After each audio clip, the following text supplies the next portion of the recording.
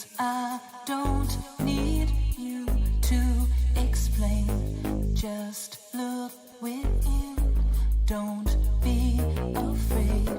I've been there too and made mistakes, but I know you're stronger than you think. Now that you're on your way, wherever you walk, you radiate, and you create the destiny that you've been dreaming of. Everything you've been through has led you to this. Ladies, gentlemen, and friends beyond the binary, welcome to the Monday Discourse for today, October 19th, 2020. We are already here. I cannot even. Just watching some baseball games right now. Hi, my name is Tristan Johnson. I'm the host of the YouTube channels Tristan Won't Shut Up and Step Back History.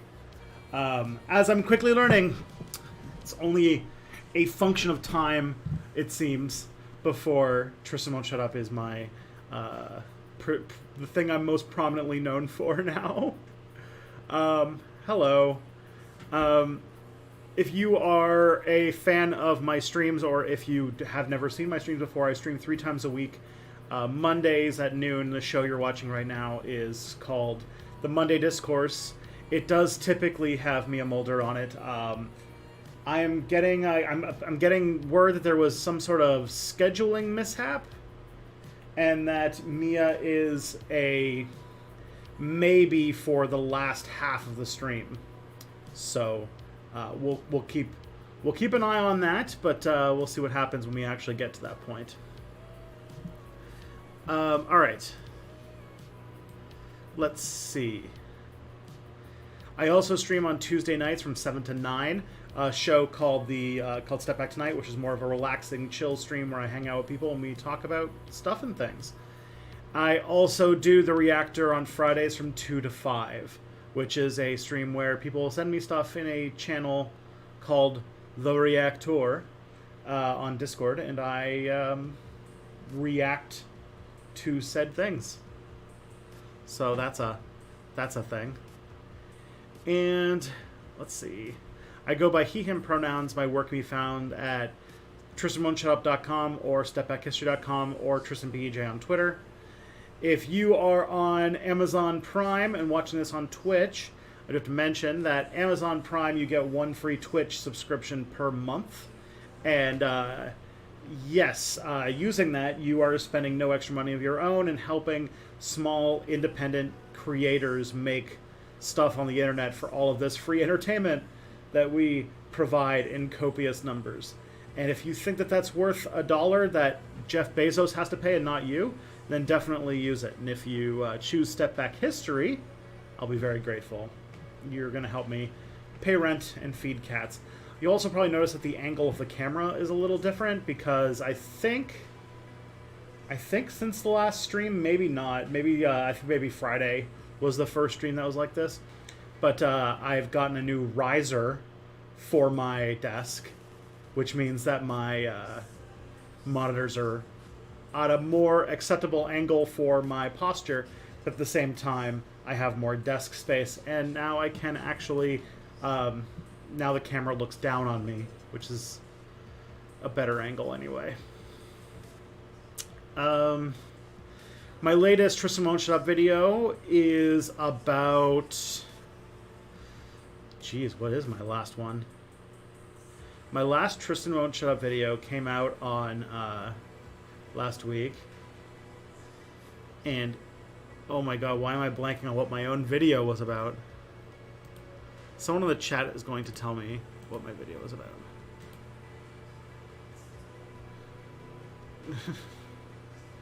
My brain is so dead right now. I have a headache, and that's why it's causing me... Oh yeah, the Trolling Industrial Complex. Yes.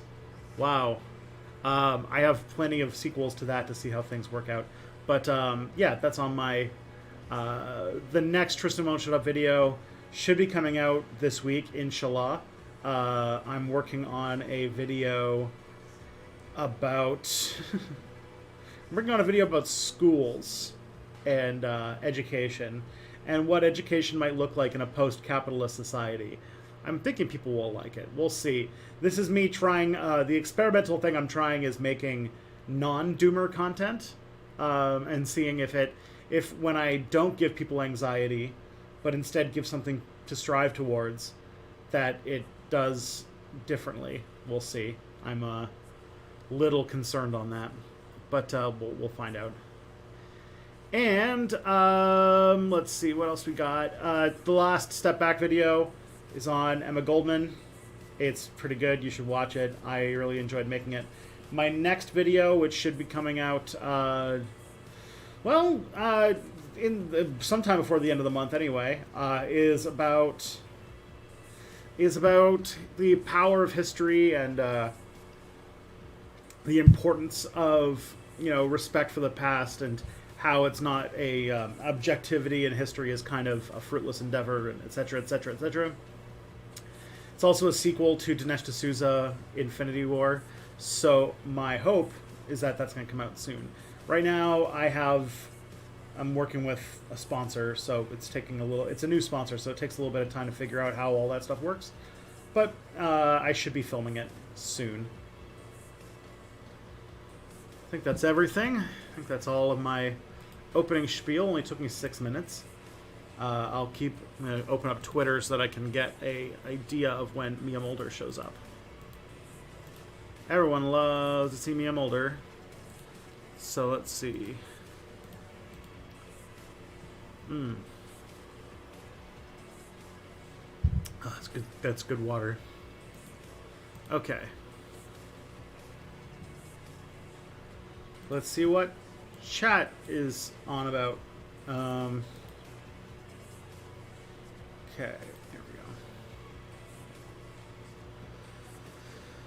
we go.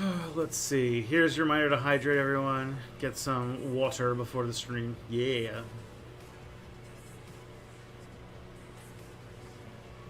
Let's see. Someone's working out while watching this. That's very healthy.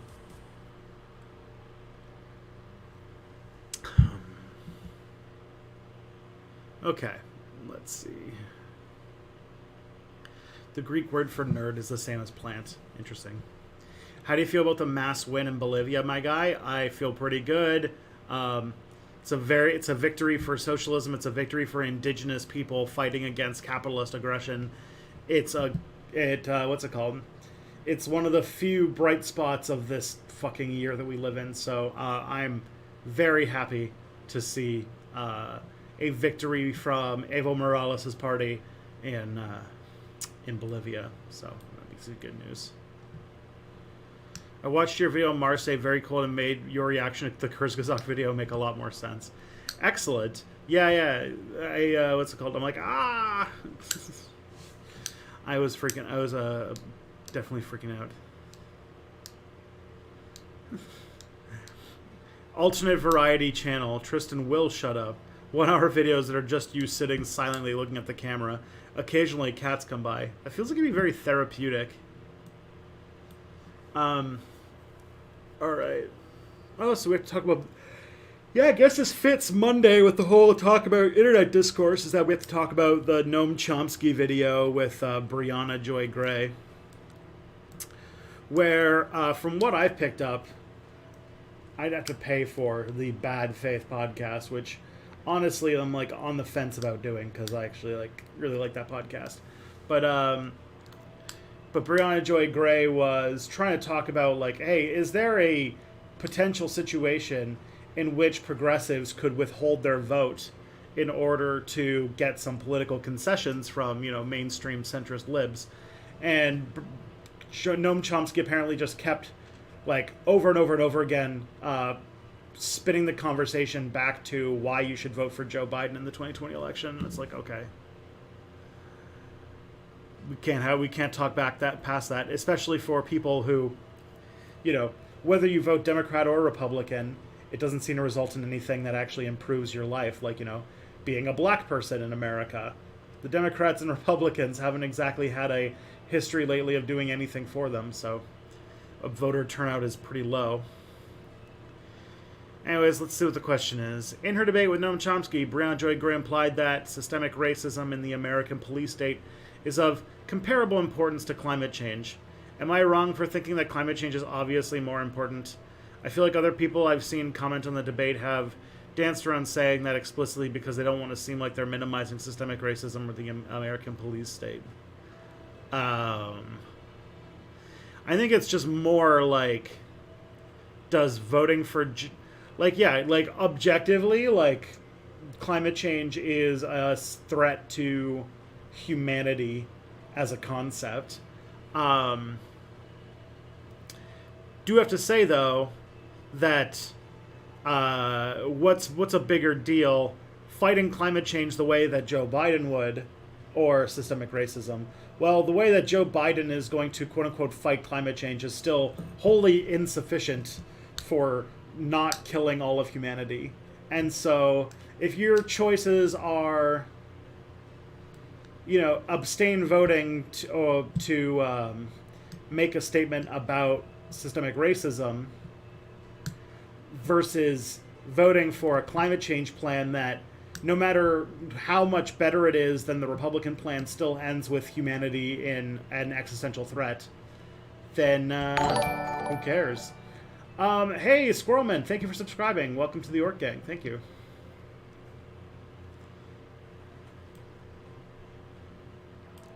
If this was like the Green New Deal, I feel like Brianna Joy Gray would not be in the situation that she was in. But it's not. It's somehow a climate change plan that involves absolutely no bans on fracking. So, take that for what it's worth.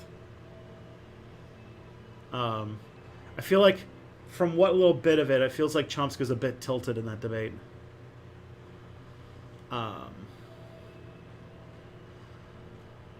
Thoughts on the mass successes in Bolivia?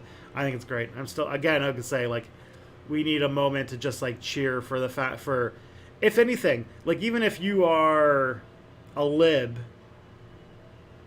I guess libs don't particularly care about this, but Mas's victory in the election was a victory for the indigenous people of Bolivia.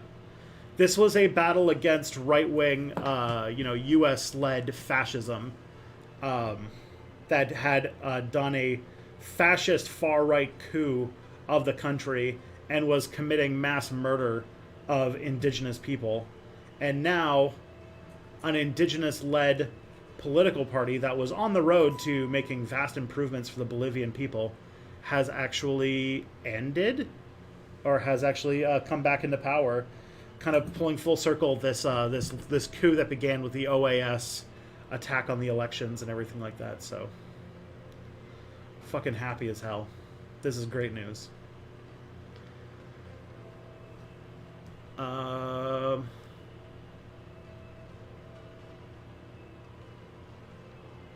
Let's see, what's next?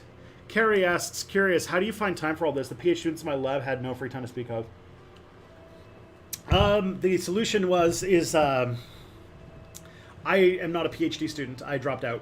I dropped out about, gosh, it's been over 2 years now. But I dropped out of my PhD in 2018 in the spring. And so that's how. When I was a PhD student, there was a couple things. One, the years where I was living here in London, I was still in my coursework, and Step Back was a much smaller part of my life back then. Then, as Step Back started to become like closer to a full-time job, which was sort of over the period of 2017, 2018, I moved to Toronto. And when I was living in Toronto, I sort of succeeded. This is not something that you can replicate, for the record. I was just a very bad student. I had a situation in which I had two PhD supervisors. I was living in another city. I had two, and I didn't have much supervision because of stuff going on in my supervisors' lives. But I don't blame them because I'm a grown ass adult and should have been responsible. But what I ended up doing was, instead of working on my dissertation, I worked on step back videos, and on top of that, on top of all of that, I also was in a situation where, how do I describe this? They gave me a job to do, like, kind of like a version of a TA-ship that really didn't require that much work. They gave me this job where basically I was like the tech support for the history department. That was like my digital history TA-ship. And it involved like managing an equipment locker in London. So I had to like come to London like every maybe 2 to 4 weeks, just to like maintain some equipment. And on top of that, I helped people when they had they were doing some digital work on their projects, and I helped them with that. So that was like the way that I made my money instead of being a TA. So in the end, I had a lot of time that I had for making YouTube videos. And by the time I had to do a meeting to find out, tell everybody how my dissertation's going, I dropped out of my PhD and started doing, I had to go look for work. I worked for CCLA for a year, in which Step Back was basically a second full-time job. That was a time when I was doing a full-time job at CCLA and then going home and then doing like another full night working. I was basically working around the clock, and it was killing me. The reason I left that job at CCLA is because Step Back was obviously going to become a project that needed my full-time attention, and I was not quite making enough money to make it my full-time job, but every day I was going to the subway and being like, man, would my life be better or worse if I just jumped in front of this train right now? And that line of thinking makes me think that is not a situation I should be in. I also had a conversation with my wife once where I was literally hiding from my boss at the office, and I was like, okay, maybe this is not a thing I should be doing anymore. And so I ended up leaving. That was like the end of June. Yeah, that was the end of June in 2018. No, it was the end of June in 2019. And so yeah, now I've been working on Step Back full time ever since then. Now, how I balance making videos for 2 YouTube channels while simultaneously streaming for 7 hours a week. Now there's a great question. How I balance that, I actually don't know. I just get to the end of the week and I'm like, oh, I did all those things? Okay, cool. So that probably did not answer your question, but it was me spilling a bunch of stuff, so I'll take it.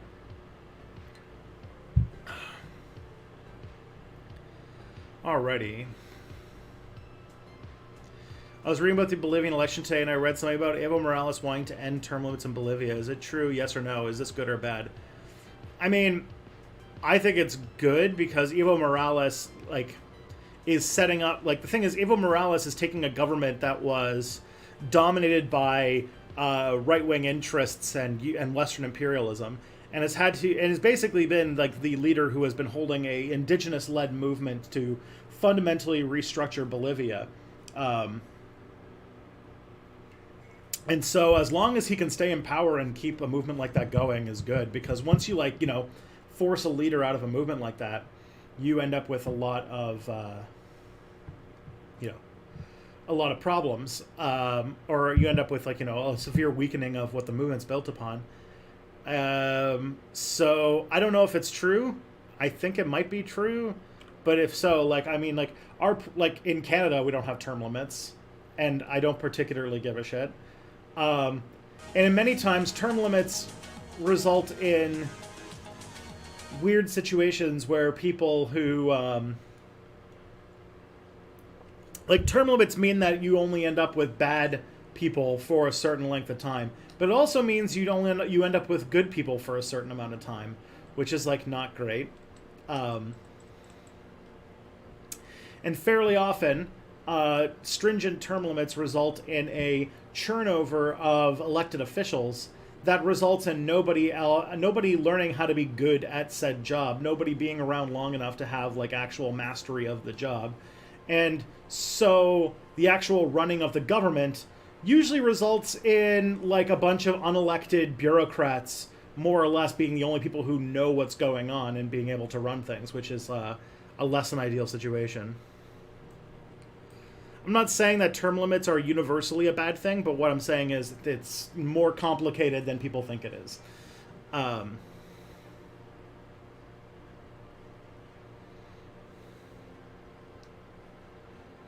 we ask questions on YouTube? Yes. Yeah, I think you can. A bag contains 3 black socks, 7 black socks, 1 blue sock, and 4 red socks. What are the odds you'll pull a black sock out of a bag? Should a kid get a mark for answering that with, I will pull out a black sock right away because the question does not say, I can't look? When this came up years ago, my mom wanted to give her one, but knew she couldn't. I mean, it's interesting lateral thinking, but honestly, like, it's kind of...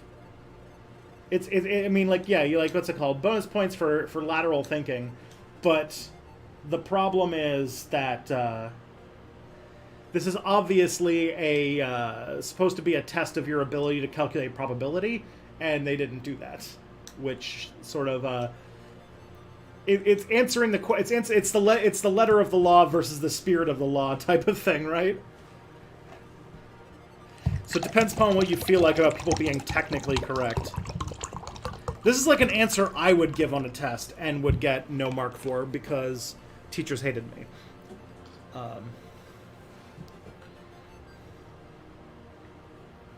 Non-doomer content would be very much welcome. Awesome. Have you checked out the Behind the Bastards about the little people who got the Nazis into power? Any thoughts on the episode? I did see it, or I did listen to it. It's really good. It's one of my, like, there's a handful of Behind the Bastards episodes that are, like, my top tier favorites. That might be up there because, yeah, it was a super important one for understanding how we got to where we are and how fascism really comes to power. It's good. It's a good one that you should listen to. I think it's called like the non-bastards who let the Holocaust happen or something like that, and it was like pretty solid. Hey, Woodborg Ninja, thank you for following. Welcome to the Orc Gang. Okay.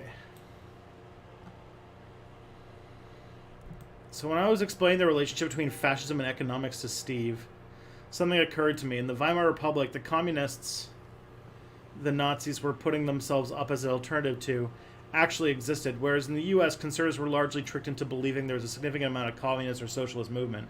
I wonder if that's a good example of the modern militia environment really does make it easier for fascism to grow. Good example of the modern media environment. I mean, fascism works differently in different contexts. There's not like scientific laws of fascism. And in America is a country that most of the more embarrassing things that America has done in its history come from typically xenophobic and racist moral panics that against something that doesn't exist. All the way back to witch hunts and anti-Masonic parties and all sorts of things like that. It's like the way that like conspiracy theories and moral panics are like the most American things, and that is exactly how fascism, I think, would take hold in America. That's pushing the sort of folkways of American political culture to get into power, and I think that is precisely how that would work, even if there wasn't one. And yeah, right now I'm reading Manufacturing Consent again, and I'm just reminded about how mass media has a huge... I mean, actually, like, skepticism of mass media seems to be pretty rampant in the right. Like, the right doesn't take mass media too seriously. maybe like Fox News grandpas do, but for the most part, like, there's this idea that they hate the mainstream media, while like liberals, mainstream media basically dictates, and they just follow whatever, whatever Rachel Maddow tells them to think, they think. So there's a lot to pull apart, obviously, in that question. So, does the modern media environment make it easier for fascism to grow? I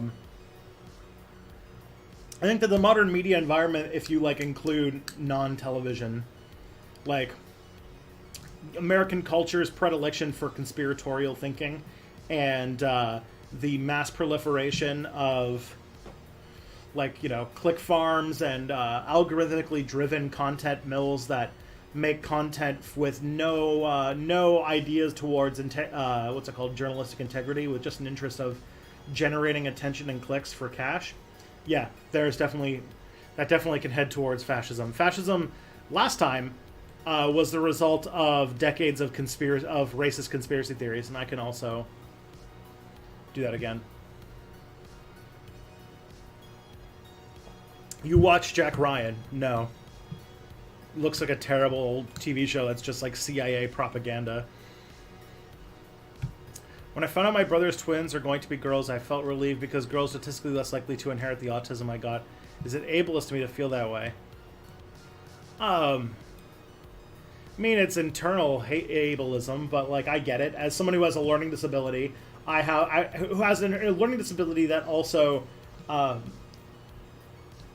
is attributed more often to people who are assigned male at birth than women. But that I know when I think that it's not exactly the best thing to think.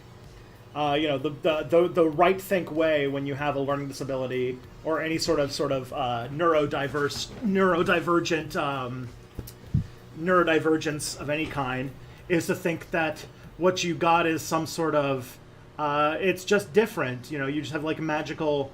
My brain just thinks differently, and that makes me unique instead of straight like less functioning than a normal person. I can't rerun the machine again to see if my brain was more sensitive to serotonin or whatever it is. If my brain was more sensitive to serotonin, that maybe what my life would be like. But it is supposed to be designed. It is in a way designed to make me feel more happy about the brain that I have, and I guess who I am comes with the ADHD. Don't want to make this about myself, but I can imagine that people with autism, that it's probably a better way to think about it as well, that who you are involves the autism. And if some of your if your nieces did end up having autism, if you love them for who they are, that includes the disorder, and sort of taking it away, moving away from neurodivergence. That's why neurodivergence is the word it is now, is to stop thinking of it in a medical format, thinking of it as a disease or some sort of mental deformity, and thinking of it more as growing mental variety of humanity, and that love them for who they are. I'm sure you'll be a great uncle to them, and if they do end up having autism, you will be a great person to help guide them through the difficulties of sensory overload and such. So yeah, there's difficulties associated with the condition, and good thing they'll have an uncle who has been through it, so you'll be able to help out. But I think the main thing is to stop thinking of it as a disease that can be cured, and more as just a part of who they are. Is it ableist? Sure, but honestly, when you have neurodivergent stuff like that, the feelings you have towards your own condition can be weird and complicated, and I'm not in any position to shame people for thinking about that. I feel like that's probably true of anybody who has a form of disability. Like, the feelings you have towards your disability can be contradictory and complicated, and nobody is in any position to judge you for having them. So, yeah.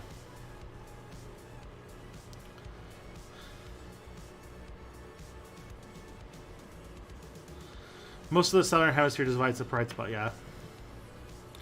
How do you feel about the lobster fishing clusterfuck? Fucking horrified. So this is like, this has been so I'll tell everybody about what's going on with lobster, and why you probably, if you are eating at a restaurant that buys Nova Scotia lobster, you should boycott it right now and tell them to stop buying Nova Scotia lobster. So here's the story. Here's what's going on. Nova Scotia has Nova Scotia is a province in Canada that is on our Atlantic coast, and there's a whole situation where, like, we have a organization called the Department of Fisheries and Oceans, which tells fishing people how much of, like, whatever they pull out of the water they can fish. Like, you know, like, for example, how much cod you can fish out of the Atlantic Ocean. You're limited on how much you can do every year, and they hand out licenses and stuff like that in order to make sure that, you know, that we're not overfishing. We're still overfishing because people don't listen to these rules, and the international community doesn't do this altogether. But that is, like, theoretically what it's supposed to be for. And that exists for lobster trapping as well. You know, if you only get so much lobster per year per person. Here's the thing, though. Indigenous people who live in Nova Scotia, locally the what's focused on this situation, the Mi'kmaq tribe, or the Mi'kmaq Nation, has been farming lobster for thousands of years. And so what happened is that they have finally won a dispensation against the government because, like, for example, Canada has in the law that Indigenous people have have a bit more leeway than settlers when it comes to hunting and fishing, because they are technically another nation within Canada, and also that the Canadian government should not be putting restrictions onto the Indigenous nation's right for hunting. And they're not usually making a big enough of a dent to be worrisome anyway. This is how, like, for example, we have dispensation for whale hunting for Inuit people, because Inuit people have been hunting whales for thousands of years, and to have white people now show up and say, hey, no more hunting whales for you, you can imagine that would be pretty shitty. Especially because they're not usually doing it for commercial purposes. They're using it for, like, you know, subsistence hunting. Because it costs like $70 to buy a watermelon in Iqaluit. So hunting is pretty much like how they feed themselves. Anyways, that's fact. Recently there was a victory in Nova Scotia where the Mi'kmaq tribe was able to basically secure their own lobster fishing licenses to basically be able to make themselves a little bit of profit, because, you know, like all Indigenous people in Canada, the Mi'kmaq tribe is dealing with a lot of poverty right now and stuff like that. What's happening, though, is that there is a white supremacist, white fasci, not to even call them fascists is sort of taking away, because they're not like actual, like, they're not like, you know, membership fascists, but they are definitely white supremacists, and they are so fucking mad that the Mi'kmaq people are being able to fish lobster, and more lobster than they can. So they're considering this like a handout to Indigenous people for letting them do the thing that they have been doing for thousands of years. And it's been responded to with random acts of vandalization and terrorism. Like, for example, a video went public recently of these white lobster trappers making like putting like nails on the road where these indigenous people drive their cars in order to destroy their trucks so that they can't get to the ocean to check their traps. And most recently over the weekend, a lobster building that was used by Micmac fishermen was set on fire. And this is terrorism. This is just straight up terrorism. But what's the real irony of it is that the police in Nova Scotia aren't really doing much to deal with this. And earlier this year, as sort of a way of having Indigenous solidarity against the building an oil pipeline through Wet'suwet'en territory in the interior of British Columbia, Indigenous people did a peaceful direct action protest to disrupt the Canadian economy until justice was dealt, and the oil pipeline going through Wet'suwet'en territory was ceded, mostly by like blocking rail lines and stuff like that. And the media treated it like it was like the biggest threat to humanity. Like the police were violently suppressing Indigenous people's rights to do this direct action protests. And it was like considered like one of the worst things human beings could do by blocking fucking rail lines. And a lot of the media press coverage was about like how backed up the rail system is, how Via Rail is taking a hit, and like all this kind of shit. And this was like earlier this year. And they are not reacting even close to the same way to white supremacists terrorizing the Micmac community in Nova Scotia. And so like that, the double standard is so blatant. And it's so fucked up, the situation. So yeah, don't eat Nova Scotia lobster right now. Some restaurants are like, oh yeah, we get our lobster from Nova Scotia, so until the situation is over, and the Micmac people are able to catch lobster without terrorism, we are not going to be buying any Nova Scotia lobster. So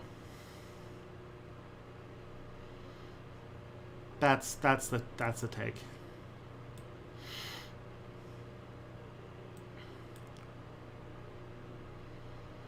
And now you know what's going on in Nova Scotia.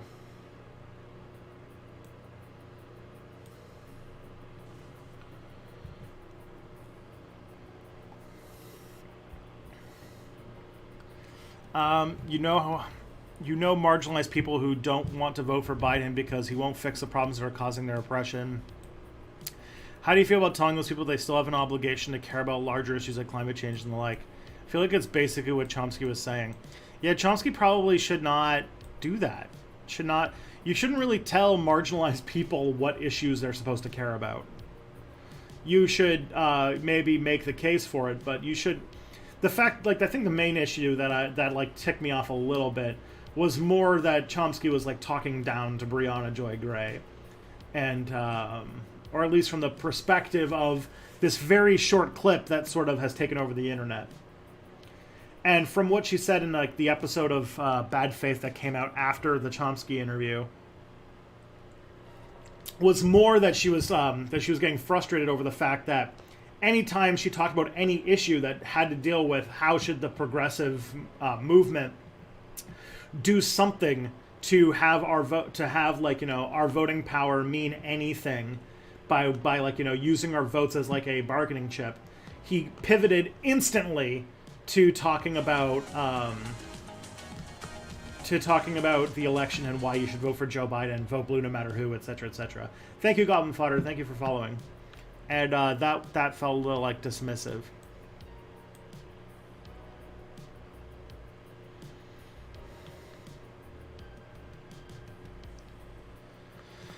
All right, let's see. What else we got going on? Are the current Bolivian government actually going to leave power? I think so. The president, the right-wing president, she did concede the election. So Looks like there might be a transition of power, a peaceful one. Has a fascist leader ever come to power and then just been voted out at the next general election? Because it seems that's what's going to happen in the U.S. We shall see. We'll see what happens. Like, right now, I don't know if it's happened before, but I will say that this current situation with the election, we're kind of in a situation now where, as far as, like, the vote goes, it's looking like even people like Rupert Murdoch are starting to say that it's probably going to be like a rout for Trump. Like, there's going to be like a massive, like, right. So there's a couple things. One, the vote's looking really, really, really bad for Trump right now. And one of the things that there's a couple things I can say to that. One, voter turnout is way up compared to the previous election. Like, it's huge how big voter turnout has come up. Like, 13% of the electorate has already voted in early elections, or in early polls, which is a big deal. Because high voter turnout is going to end up trending better for the Democrats overall. And these are in battleground states where we're seeing, like, people who are, like, now there is voter suppression going on with, like, 11-hour voting lines, but people are voting in huge numbers compared to 2016. So that's number one. So, and, like, polls are showing, like, it's basically settling in, like, the Democrats are pulling a huge rout. Like, things that were considered a bit of a long shot this election, like the Democrats taking the Senate, are a big thing. Now, here's where things are going to get testy, which is that the Republicans have been spending this year kind of knowing, like, the Amy Coney Barrett thing they know is going to cost them a lot of political points. It's not popular what they're doing right now with the Supreme Court spot, and so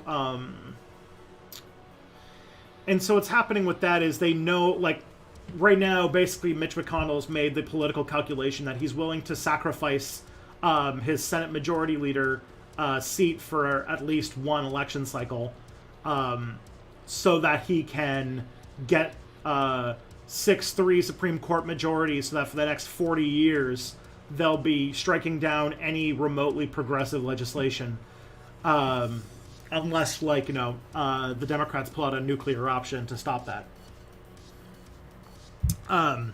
Okay. So, the election looks like it's just, like, going, like, really, really far for Biden. The problem, and this is where things are going to get weird and shake out, is that the Republicans are doubling down on every single dirty trick that they've ever done and implementing a few new ones in order to make the election as undemocratic as possible and try to stop as many Democratic voters from voting as possible. This includes the months-long campaign they've tried to use to try and sow doubt about the validity of mail-in votes during a pandemic. This has been huge, like, record numbers of, like, voter roll purging, which is, like, where they deregister a bunch of people and you have to re-register, and sometimes they won't tell you to re-register, and so you'll show up on voting day thinking that you can vote, and they'll basically be like, you're not on the roll, you can't vote. And, like, a lot of states, in fact, I don't know if any state has same-day registration, so that just fucking happens. So yeah, like, we'll see. The main thing to look forward to. So, like, Biden has a pretty good chance of winning, unless depending upon how deep the Republicans go into, like, some real fucking sketchy territory in order to force the issue. And we'll find out. We will find out. But there's a lot of fear about, like, if it's close enough that Trump might try to, like, invalidate, send multiple electors and things like that. What I'm like maybe feeling a little less anxious about now, like kind of like when I did that expert simulated the election video on Tristan Won't Shut Up. What's making me more optimistic in that situation is that even with the suppressed votes, I'm starting to think that it's looking even with that, we might still be able to see a Biden victory. And I don't know what happens when Trump. I don't know what happens with Trump if the election doesn't go his way. We've never seen that happen before. We're sailing into uncharted waters. It seems as though Democrats don't care if the left withhold the vote. The strategy failed in 20. That's the other thing too is, and I think Brianna Joy Gray made a pretty good case, which is that if it was so important that progressive voters voted for Biden in this election, then the Biden campaign would have given them something. They would have implemented, they would have done Medicare for All, which is an extremely popular, very, very popular, even with Republicans, like policy. But it seems from the Biden camp that they don't think they need progressive votes in order to win this. Their entire campaign has been about attacking progressives and attacking the left and trying to bring in conservatives to their cause. And we'll see if that works. But like, why should the left do anything for Biden when the Biden campaign has made it very obviously clear that progressives get no seat at the table and that they are basically going to be they think that they can win this election without them. So, you know, it'd be if they thought that if they actually needed progressive votes, right, then they would give us something, but they have not.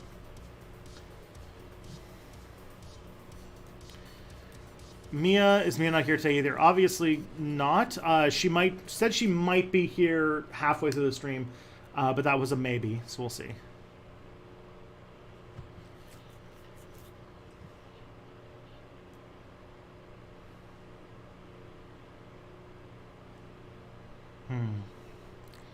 The success of Mas and the ongoing situation in Venezuela, as well as the instability in Brazil, do you think that bipartisan support of U.S. interventionism could escalate into an all-out war in South America? That's a good fucking question. That is a very good question. 'Cause like, yeah, like, I don't know, like the U.S. going to war in South America feels out of place. It's something that America hasn't done in a very long time, like over 100 years now.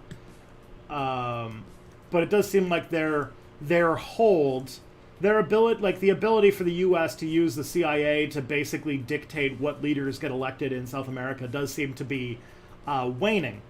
And if that's the case, then who knows what happens. My guess is that is low on their priorities, because I feel like there'd be more media attention if like the U.S. invaded Venezuela compared to like a country on the other side of the world, because there's, you know, America has a closer relationship to people in South America than they do with people in the Middle East, but I wouldn't put it past them. It's definitely probably not part of their geopolitical strategy, but they thought they could still, you know, Operation Condor their way through controlling South America for the next indefinite amount of years. But it does seem to be cracking, and I don't know what their next phase is after that.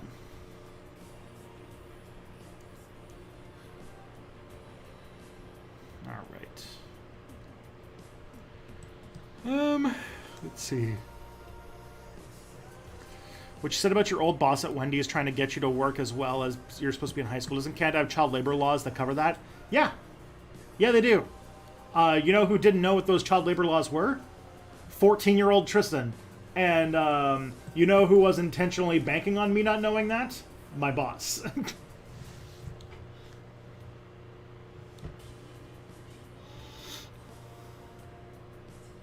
Because here's the thing.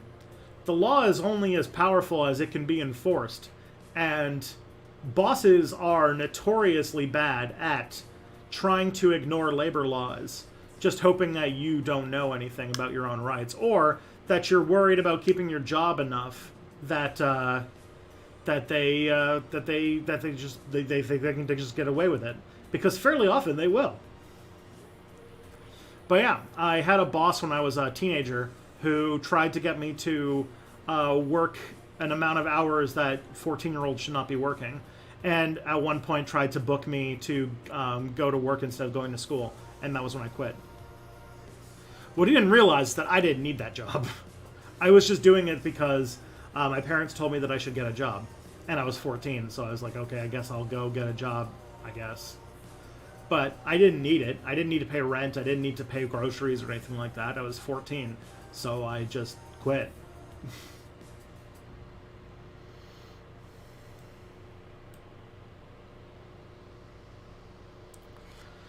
Coming from the Thatcher video, I'm struggling to find an alternative explanation to the rise of the service economy, one that does not solely depend on increasing productivity and skill levels of workers. For me, the shift from industrial economy to services always felt like a result of a highly precise political effort and not a natural economic evolutionary process. Maybe you read some of the same lines. Can you recommend further sources on the subject? Yes. The best, Johnny Walker, the best thing that I can recommend for you, especially coming off of the Margaret Thatcher video, is a book by David Harvey called A Brief History of Neoliberalism. I have a feeling that that has a lot of about the ideological project set up to deindustrialize the West and to increase political power, or to basically strip away all of the benefits that came with industrialized work and the power of workers and stuff. So yeah, I would definitely say Brief History of Neoliberalism by David Harvey. My second recommendation would be to research into what's it called? Shipping containers. I feel like we don't talk a whole lot about how shipping containers basically allowed neoliberalism's project to really take hold. And that feels very much like a Tristan Won't Shut Up video, so probably I'll make that someday. But yeah, shipping containers made international shipping become so cheap that, because it basically eliminated the job of the longshoreman, that it allowed for the kind of globalization under neoliberalism to take place.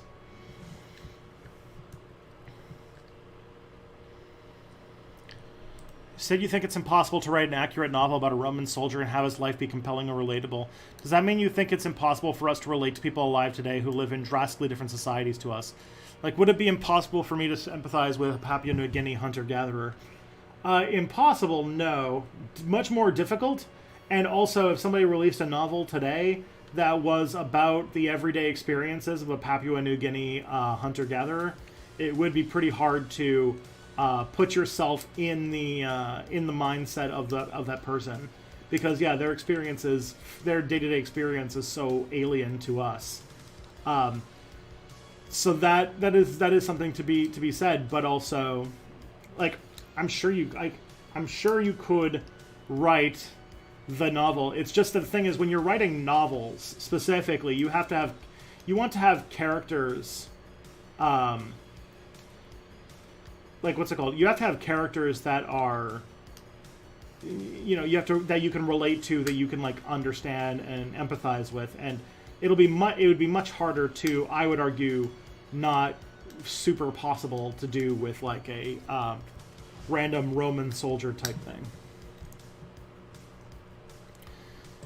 And very often, in order to make compelling characters, to make a story that works, you have to basically make your characters kind of ahistorical. But it's fiction, so it's fine. People tell me PhDs are rarely worth it, so I can't say you made a bad choice, even PhD students.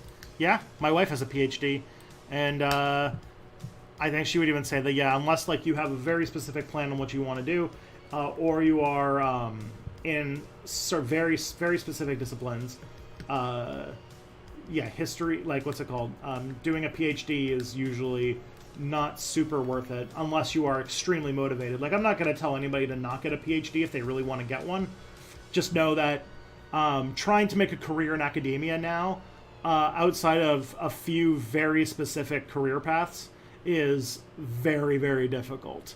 And there's a lot of luck involved, and there's a lot of hard work with little pay that sets back your career progress for quite a while.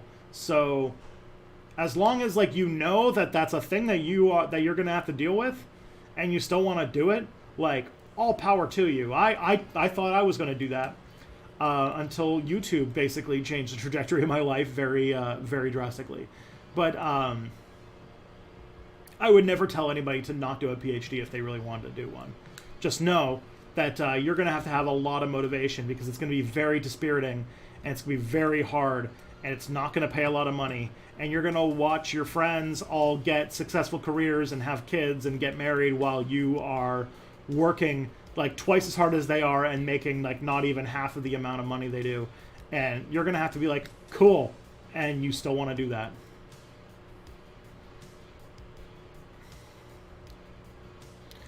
Suppose people could have filmed the Holocaust on their phones and posted online. Do you think that it would have stopped anything?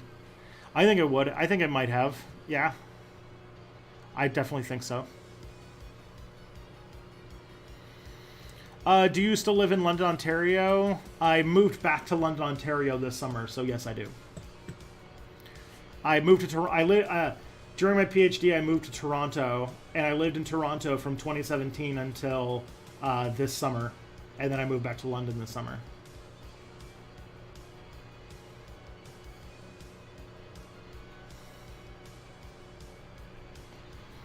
Morales got a lot of flack, but apparently I could see a lack of term limits as a start to reforming the entire system. I like that he nationalized basically most of Bolivia's national resources. Fuck Elon Musk and his lithium fetish. Yup. Should the Supreme Court judges be elected? I don't know if elected... Well, maybe. It's definitely better than just having the president appoint them, that's for sure. I think that acknowledging that they are political bodies is definitely a good thing to do. Because people knew that they were. It wasn't until like the late 20th century that people started to think that for some magical reason the Supreme Court was not like a partisan political organ.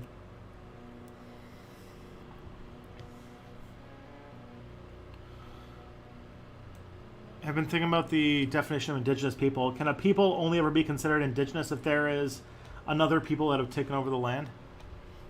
I feel like indigenous people is the term for like, you are the descendants of the people who came to that land when there was no other people there.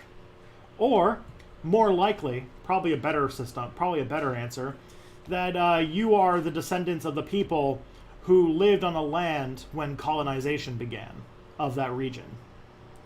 That's probably a more accurate way to describe the kind of role of indigenous people in our society. Because otherwise, like, you know, the place I live had multiple indigenous nations that lived on them in different periods of time because of, like, you know, histories of wars and conquests and blah, blah, blah. And I think that colonization is the fundamental big driver there.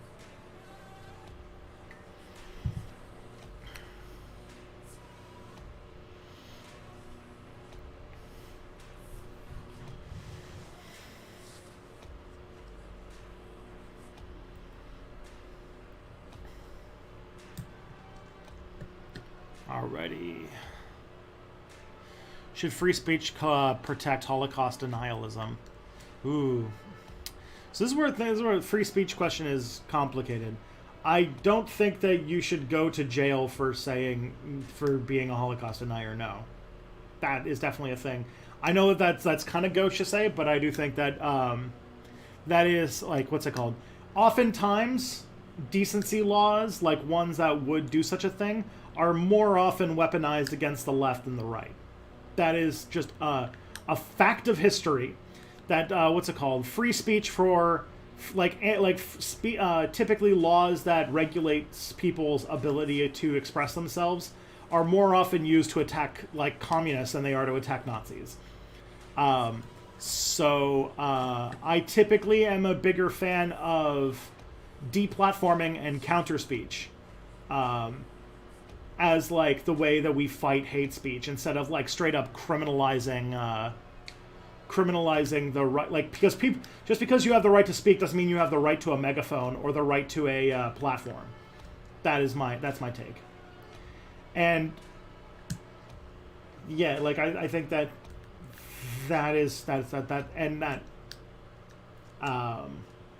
where you go from there is a bigger question.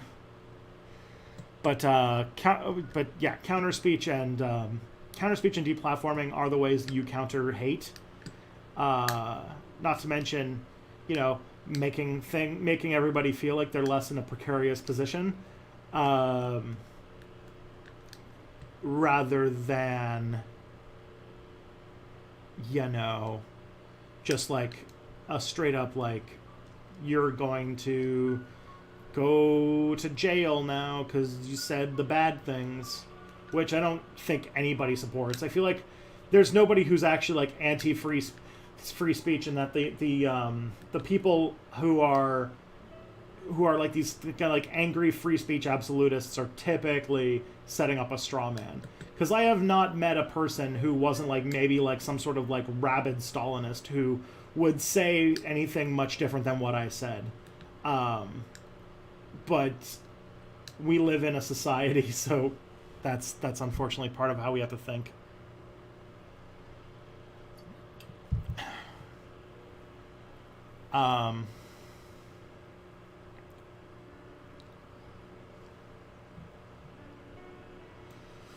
It's kind of weird because the child is technically correct that they can look, but acting opposition to an institution that makes you want to do what you want to do, even when it's contrary to promulgated rules, you support the child's answer on that basis. I don't know what you're referring to there, Sarah. I'm sorry.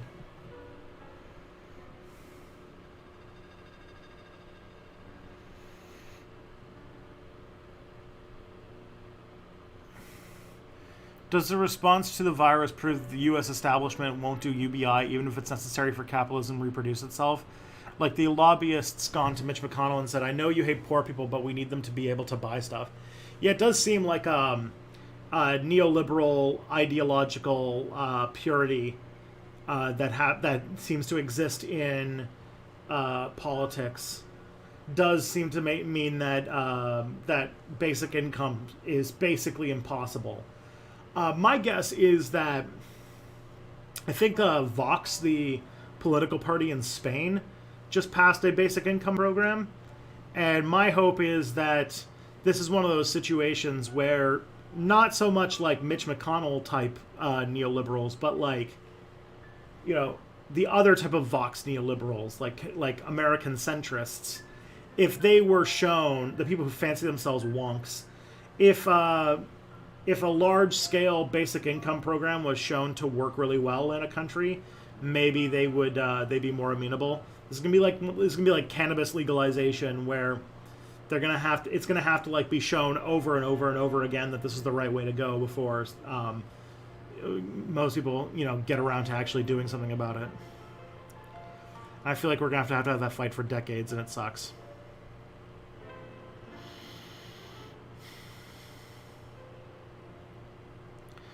What do you call a liberal who's skeptical of news in general? And are you more liberal than conservative? I don't know what you call a liberal who is skeptical of news in general.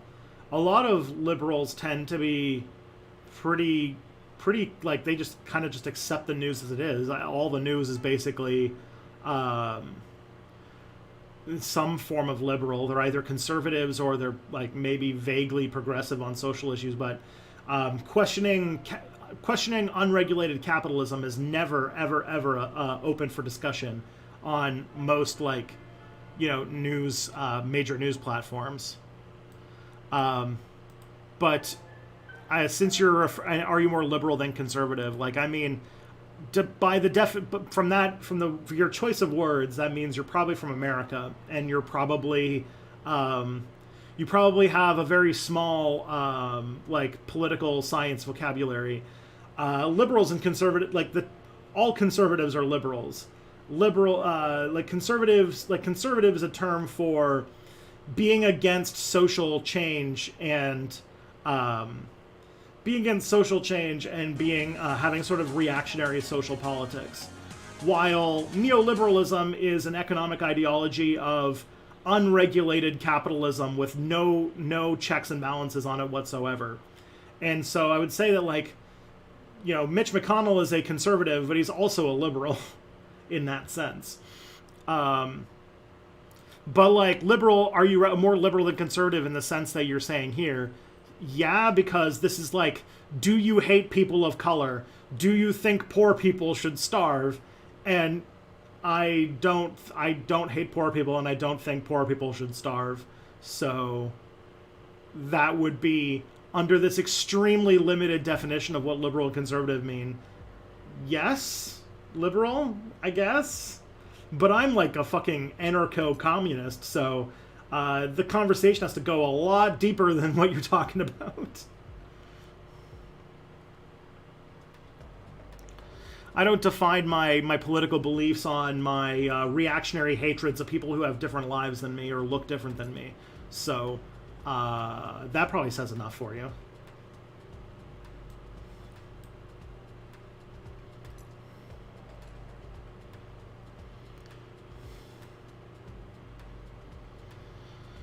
Capitalism requires poverty to survive. It's true. Yeah, the threat of destitution for losing your job is basically necessary for capitalism to function. So UBI will probably it'll be a very hard sell anyway.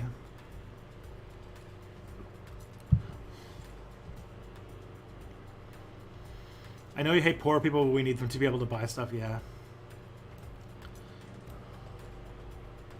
Why are you so anti-white? Oh, that's cute. That's a cute thing you said.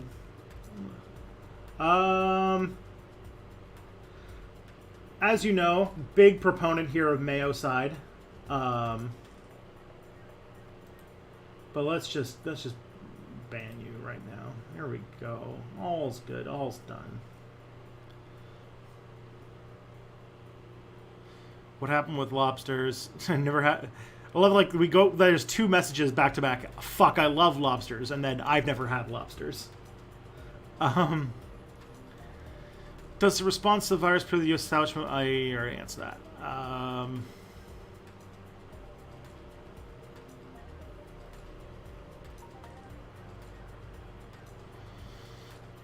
Seen a bunch of restaurants saying they aren't serving lobster right now because of the situation. Yeah, that's good.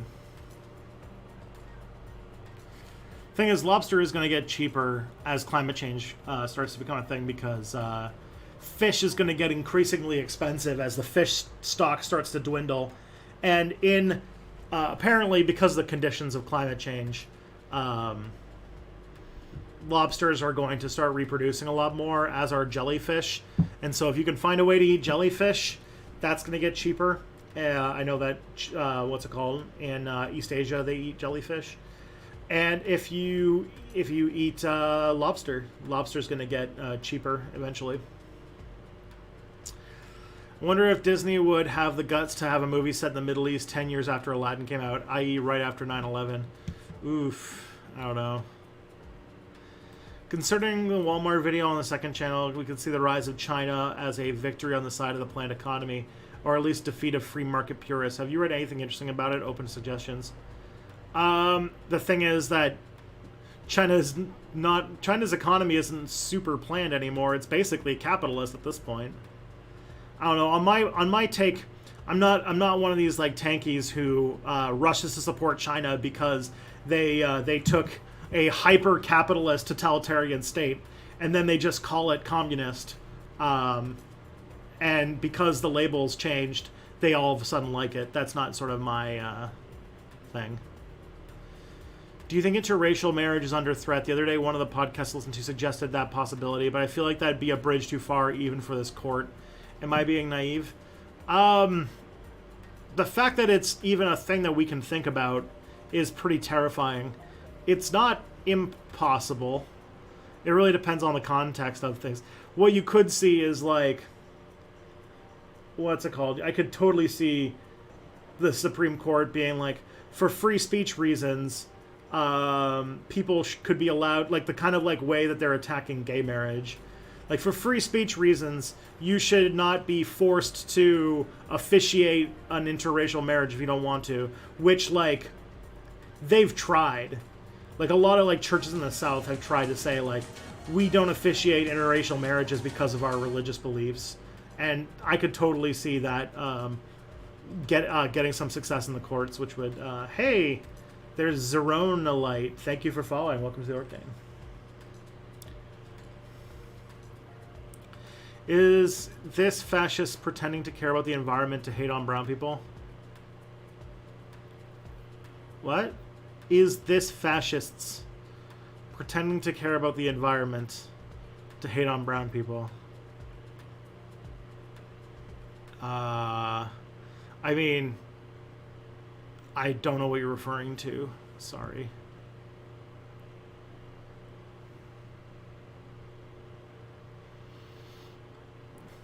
Gad Uriv is talking about being a vegetarian, and I gotta say, good on you. That's a good thing to do. Do have to also say, becoming a vegetarian in Israel is like easy mode because you live in a country where falafel is both delicious and ubiquitous. And I gotta say, it would be very easy for me to become vegetarian in a country where falafel was so accessible.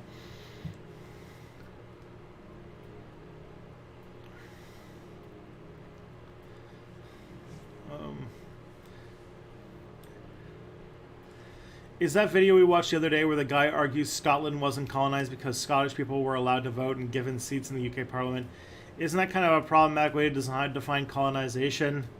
I mean, are Native Americans not colonized because they can vote and run for office?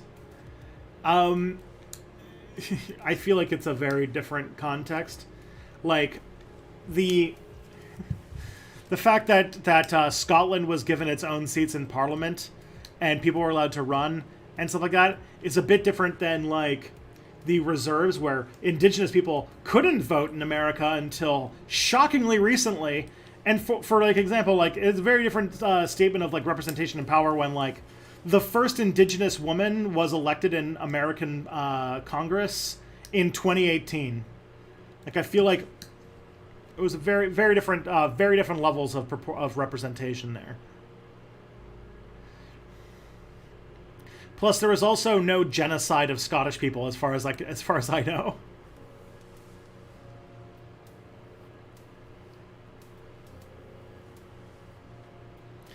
Like, the English didn't just, like, murder all the Scottish people and then start living on their land and then force the Scottish people into Scottish reserves, where their way of life was destroyed and that their people's lives were, like, severe, like, their their quality of life was severely curtailed. Are we doing Bernie or bust something today? What a tired conversation. Yeah, it's definitely not an interesting conversation to me anymore, but it is a thing that was being thrown into the discourse earlier this week. Would Biden have a chance of hell without this pandemic? I would definitely have been a lot closer, I think. Trump's bungling of the pandemic, I think, has been a huge, huge difference. But obviously, we don't have a time machine, so we can't really tell. Thoughts on Bolivia from Kevin Logan. Happy day. Good stuff. Thumbs up. I'm a big fan of indigenous socialists winning elections.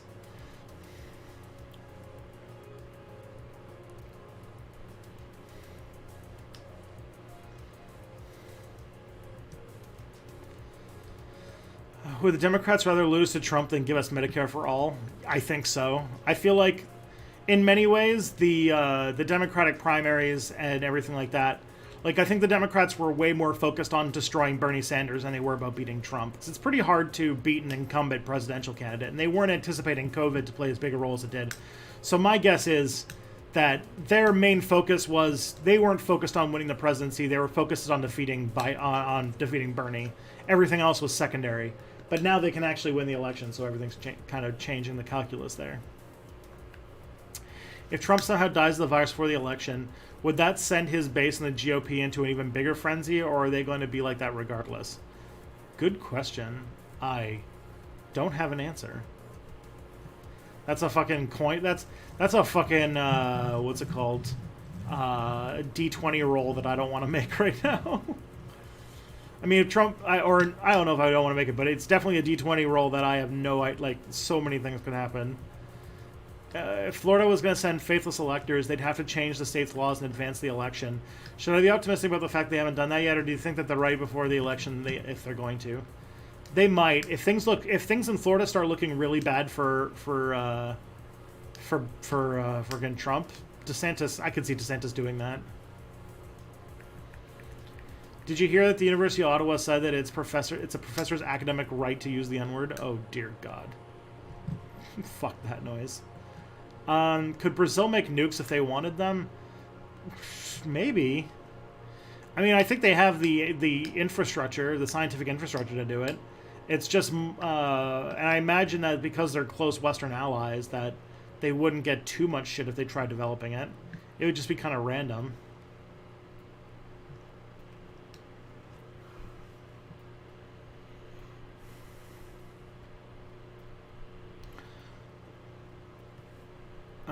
Let's see.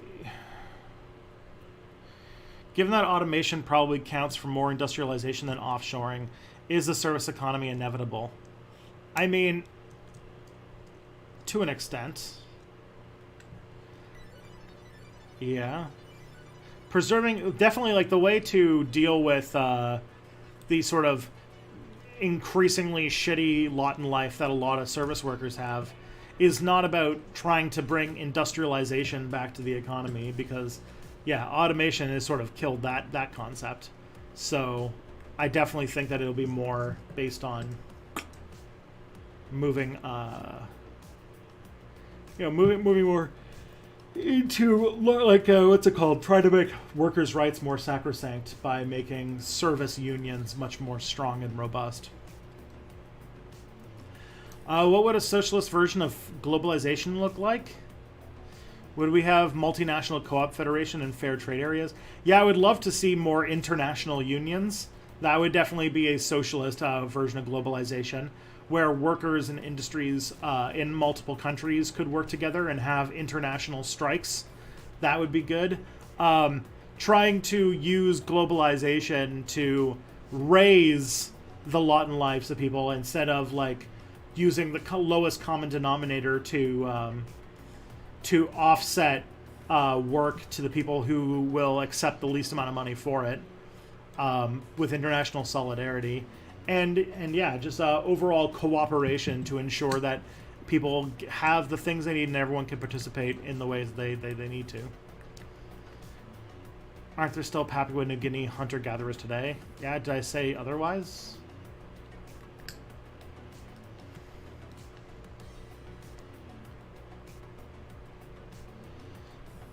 So if not for the profit motive, there might be more accurate historical motives or historical novels. Maybe. I just feel like they wouldn't be very good reads, is the thing.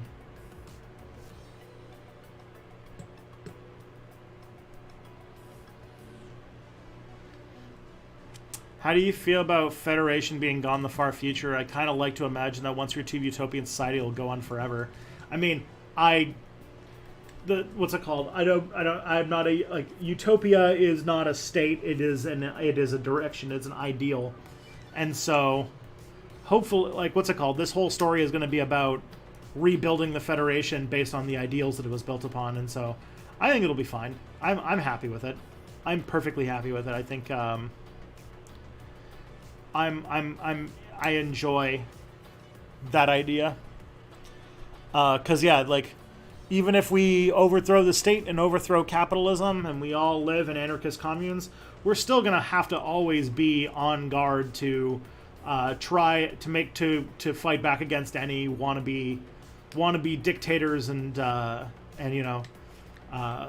like people who discriminate and people who try to use ways to divide humanity through skin color and things like that. So I definitely think that that's always going to be a thing, and we're always going to have to resist it in some capacity or another. So I think it's fine. RIP about London, Ontario. Well, I'm very sorry to London, Ontario that I live in it. Is a supply line strike effectively a general strike? Yeah, basically it sounds like it. Well, general strike is just when everyone strikes, but strike all the way up and down a supply line, that feels pretty good.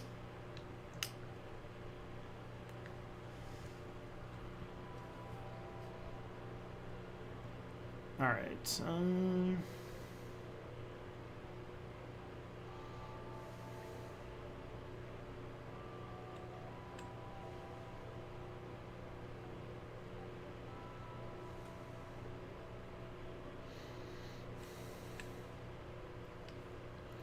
I heard an argument that if America never entered World War II to fight the Nazis, then most of America wouldn't have cared about the Holocaust. Any thoughts? That could be true. If America remained isolationist, yeah, they might have not done anything. The fact that the U.S. government was using a lot of their, using a lot to push for the importance of the United Nations and their, NATO allies and stuff like that. That kind of made an impression that made a lot of people change their tune on the Holocaust. Although a lot of the world did too, so maybe it's not just American propaganda. I feel like that maybe there was a bit more going on than the U.S. Just trying to serve its own geopolitical ideals. Can a white person ever be indigenous? Am I an indigenous British person? I mean, sure. Yes. I imagine you are an indigenous British person, unless I know something else otherwise. But I feel like part of indigenous status is being the people who are from a place that has then been conquered by colonizers. I wouldn't say that the experiences of indigenous people is more often talking about their experiences in the face of colonialism than it is the other just being from a place, I guess.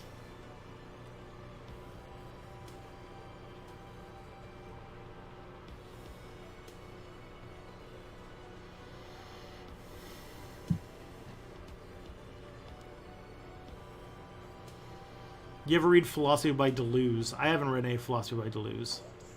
Speaking of laws meant to hurt bigots, hurting marginalized people instead, this reminds me of how when Allen Iverson was 17, he was almost charged with an anti-lynching law. Oh dear.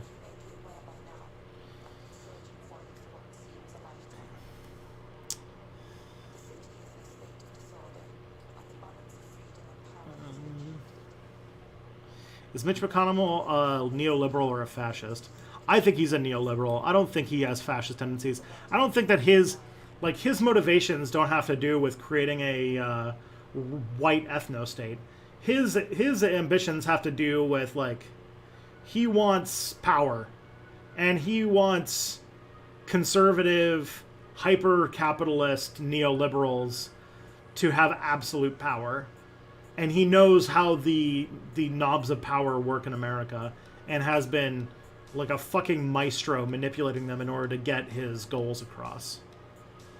And including using Donald Trump and the fascist uptick in order to push for more judges and things like that. Do you hear about the tragic incident in Paris? I got into some debates about the good old question of who to blame, and I feel hopeless trying to make sense of factors of radicalization. Increasing potential of violence can be demonstrated to be if socioeconomic nature more than ideological causes.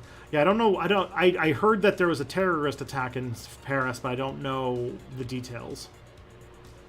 What is the most significant era of history do you think is the most underrepresented in mainstream history discourse?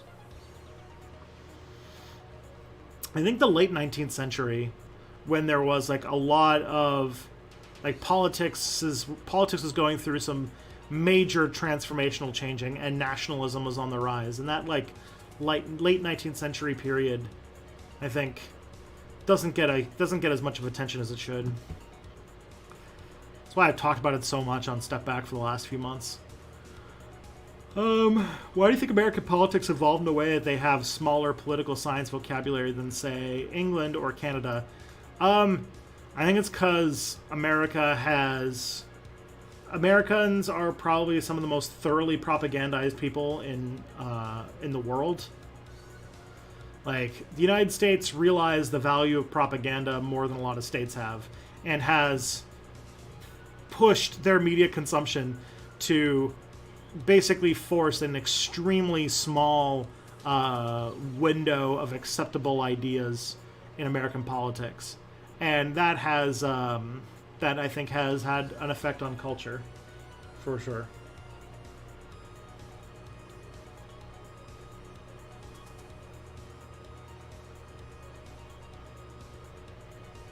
Why are you so anti-white? History.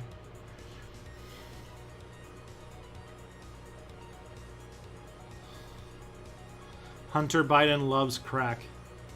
Cool. I don't know what you're trying to say there, but like Hunter Biden is like everything that have to do with Hunter Biden makes like I don't know. He's like one of the most likable parts of Joe Biden's whole everything that he comes with. The fact that that Hunter Biden is like an addict and that his dad has like been so I wish that Joe Biden had the same empathy for everybody else who struggles with drug addiction that he does for his son. His whole like tough on crime, war on drugs, or anti-marijuana legalization shit should probably be would be great if he were to shows that he lacks that empathy for people who are not his direct children. So it'd be great if Joe Biden had the same empathy he had for his son for all addicts, but it seems that's not a thing.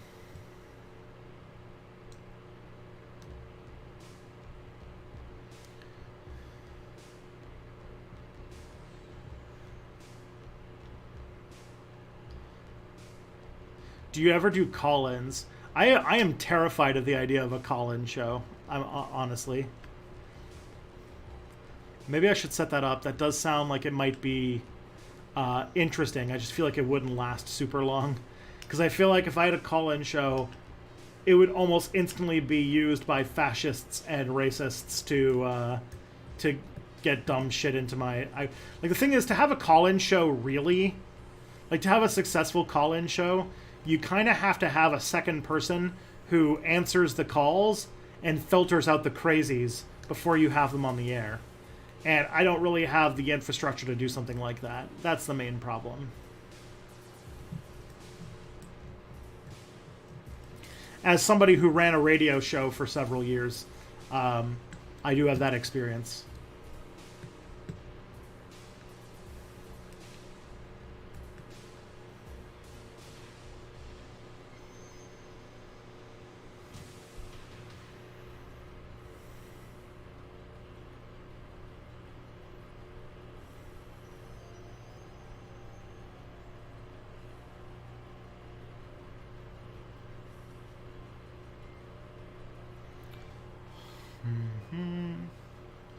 Hope you understand that sometimes when someone criticizes you saying, e.g., that the Scots were colonized by your definition, that they were criticizing your explanation, not the thing that you're intending to get across.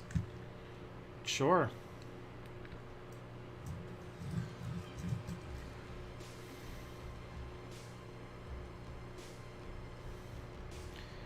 Pence has wanted to be president since he was a teenager. How funny would it be if Trump dies and Pence gets to be president but for like 3 months as a lame duck? Be kind of funny.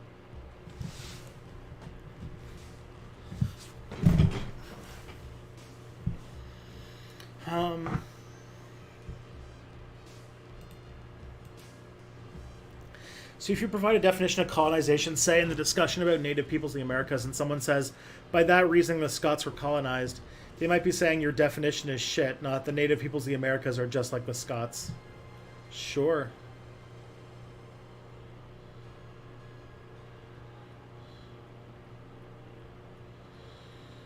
Which is, we watched a video on Friday about how the Scots, when they were integrated into British society, were able to exert a lot of political power, and then were rather eager participants in British colonization. So it's not exactly like it's a different type of thing, I guess.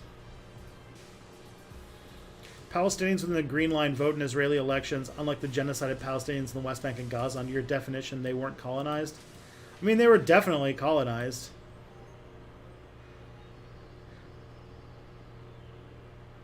I don't understand. Like, I know that, like, I still think to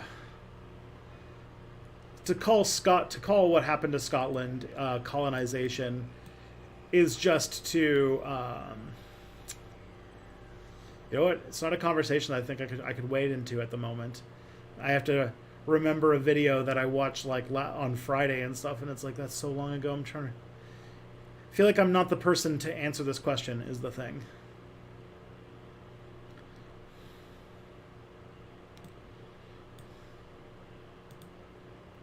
But voting rights, a not being colonized does not make.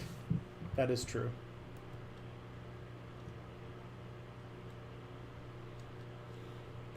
But if like Israel did like, let's do Palestinian Union, and then they like merged the flags together, and then Palestinians became, you know, had a strong version of their own government, and they what's it called?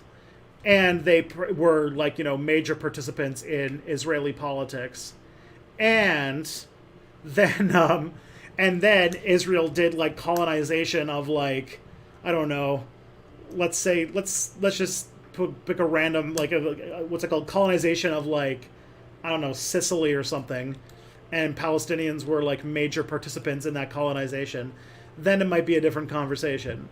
That's kind of where I'm going.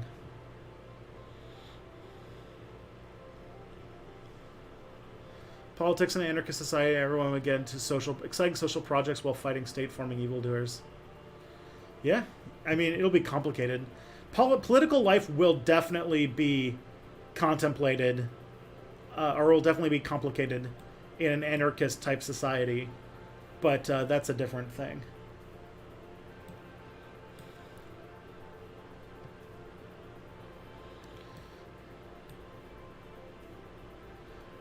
Yeah, even that thing I said about it with Israel actually doesn't make sense either, because like the Israelis, like every single inch of land in Israel was stolen from Palestinian people, so that's another different thing too. When the Tamarine Empire is overthrown and the aliens that take over turn humans into second-class citizens, doesn't that kind of play into the white supremacist idea that if people of color get into power, they'll start oppressing white people? Maybe. I don't think that was what they were imagining, but I guess that is a way of interpreting that.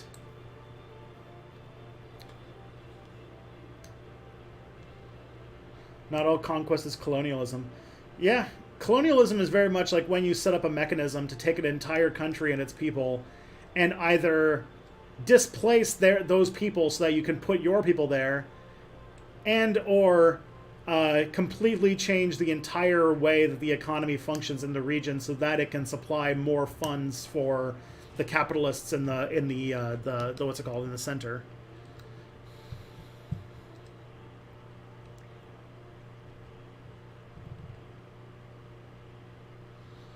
But there are white indigenous people in Scandinavia and Russia who have been discriminated. Yeah, sure. I think that's, yeah. Definitely people, yeah, you're right. I think.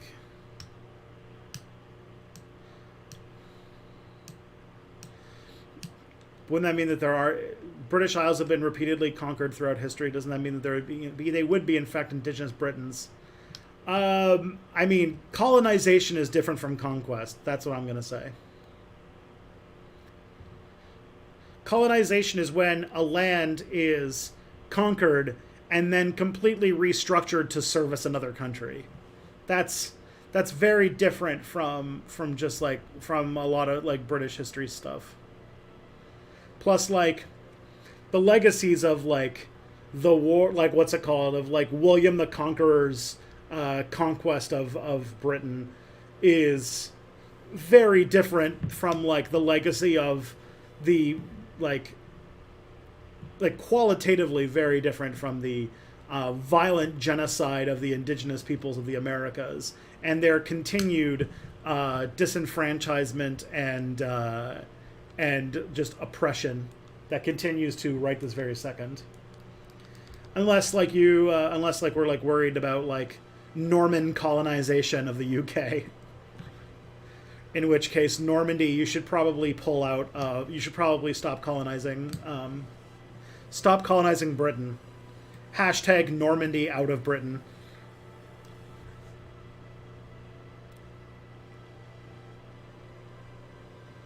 Can you be a liberal of any kind if you think democracy is bad?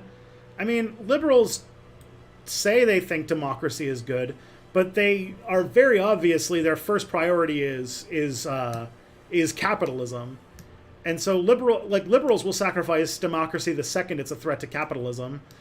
And if you look at American foreign policy, that they care way more about capitalism than democracy. So like, I would say, yeah, it's very like liberalism is more of a fundamentalist free market ideology than anything else.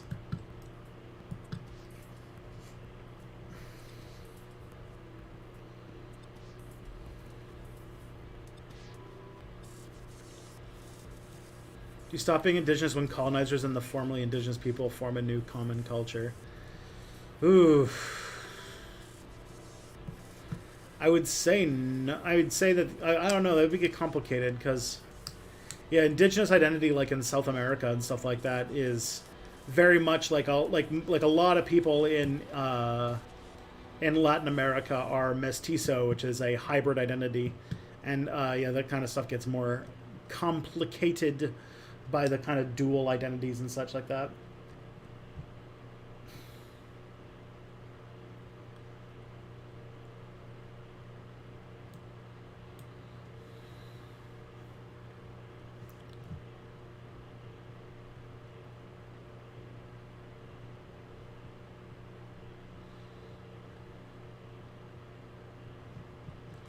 I definitely think, like, when people are talking about if McConnell's a fascist and who is not a fascist, like, McConnell has definitely played with, like, using fascists in order to advance his political aims. Like, I liken McConnell more to, like, the German conservatives who thought that they could use the, use the political popularity of Hitler to sort of make changes to Germany down the path that they wanted, but in the end found themselves locked out when Hitler came to absolute power.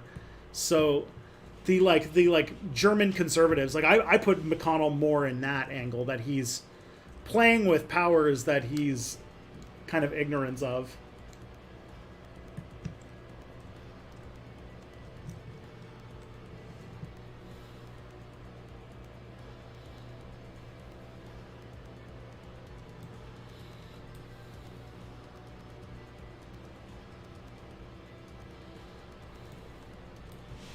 Smaller political science vocabulary. What does that even mean? It's just that, like, in American political discourse, it's very obvious from the way people talk that there's a very, very shallow definition of what liberal and conservative and, like, socialist mean. And, like, the fact that, like, if you were to call somebody a social democrat in America, they would have no idea what that means. The fact that there's no, like, real distinction between social democracy and democratic socialism and communism, and that conservatives are not considered liberals. It's just like, it's all very, like, all of the words in American political discourse don't mean what they actually mean, and a lot of words just are flat out, like, a lot of concepts just flat out don't exist, which makes, like, the fact that America, like, you're reduced to either liberal or conservative, and there's really no other political, like, terms to use, which is very limiting. It's sort of like doublethink. It's 1984. You eliminate the words for the ideas that you don't want to exist, and then they don't exist.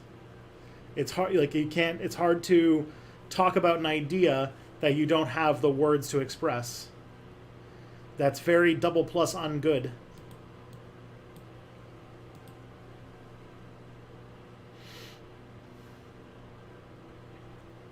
You know, what Orwell was actually talking about in 1984. It's not that it's what's it called? It's a part of 1984, aside from that chapter where Big Brother exists because somebody said that you probably shouldn't say racial slurs anymore. We forget about that chapter.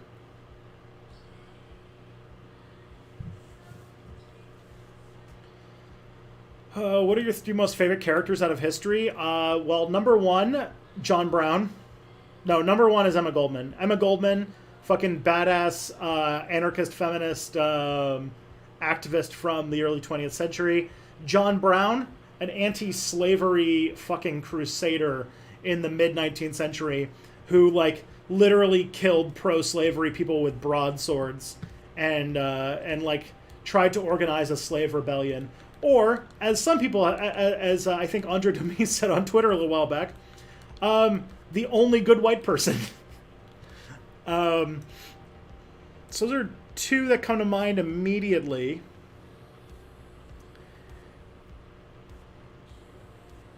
And I'm trying to think of like people who are not only like good ideas, but are also like kind of cool in their own thing.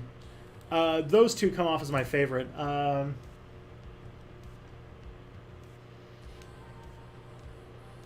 I'd probably say also that Nestor Makhno's got had a pretty wild life, and he seemed pretty cool.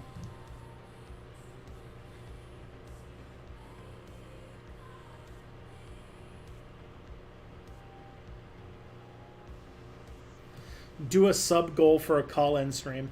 Yeah, I'd have to get an assistant to do something like that, but could happen.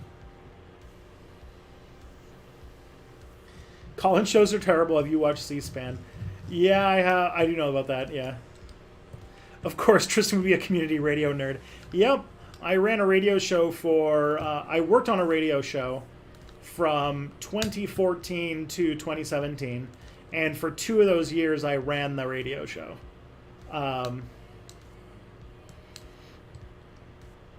Yeah, so that was a fun job that I did, or volunteer gig that I did. And I ran the radio show that I ran was one where we interviewed graduate students about their what kind of research they were working on. It was pretty cool. According to a history podcast I was listening to, for a few thousand European hunter-gatherers and European farmers just kind of ignored each other, and no one knows why. Do you think it might just be that the hunter-gatherers were capable of realizing their own way of life was better? Yeah, probably. Like, they probably had little need for each other, honestly. You see more interesting history of, like, nomadic hunter-gatherers and farmers interacting with each other in North Africa. There's a lot more research about, like, Arabs and Berbers and their relationship with each other in places like Algeria and Morocco.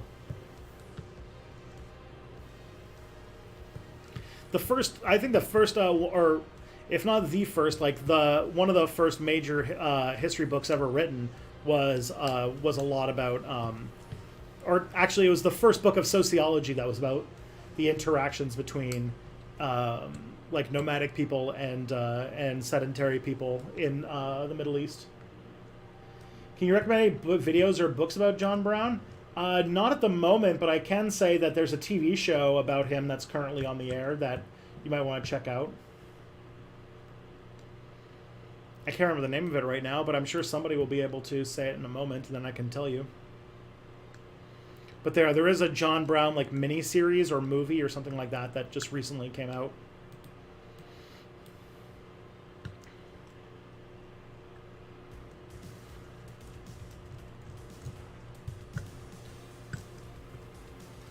C-SPAN is literally just QAnoners calling in to talk about how MLK was an adulterer and segregation wasn't that bad. Oh, God. Fuck that. The show is called Good Lord Bird. Oh, well, there you go.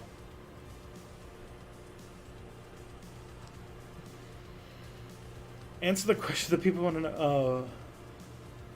Alright. If Pence did become president for like 2 months, would they still have to have him make a museum and library?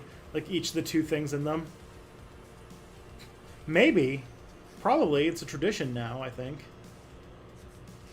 You know, I would actually be interested in finding out. Maybe you can Google it right now while I'm streaming. But does Gerald Ford have a library and a museum? I bet he does. I can't wait to see what the Donald Trump presidential library is going to look like, and what unfortunate souls are going to live there. Was Wales colonized?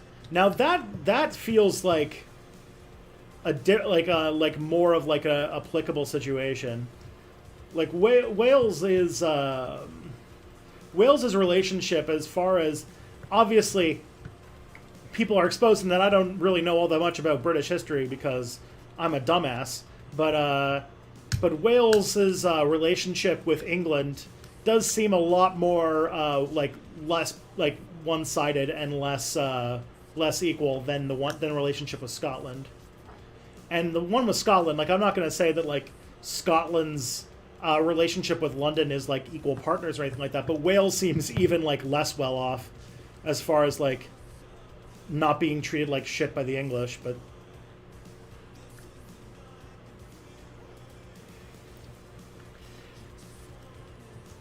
I would say, like, for example, what the English did to Ireland is colonization, which I feel like has distinct differences from what the English did to, like, Scotland.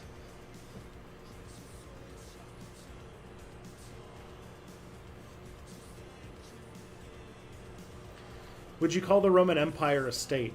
I mean, as much as you could call one at that period, there's some people who say that you really can't call a state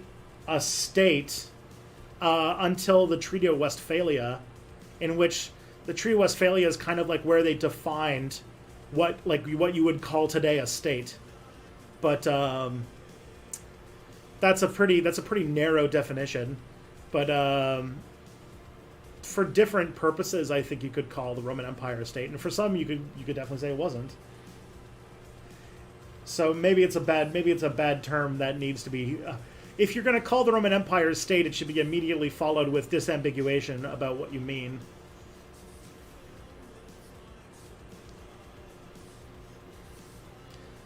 Colonialism inside Europe against Roma, Sinti, and Jews, yeah.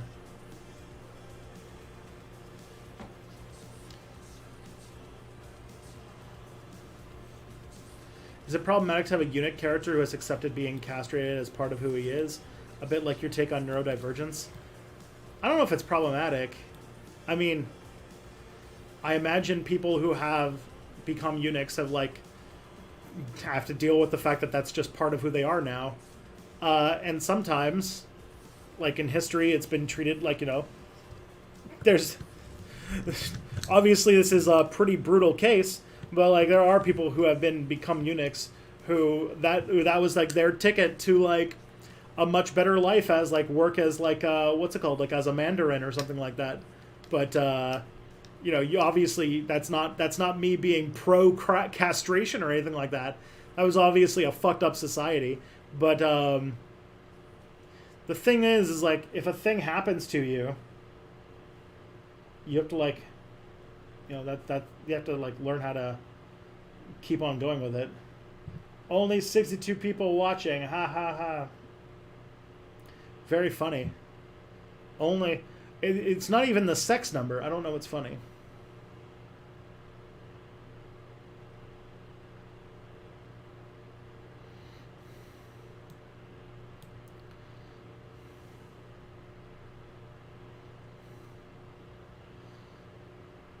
In Israel, every single land was stolen. My grandmother's ancestors moved to Safad after being kicked out of Spain in 1492.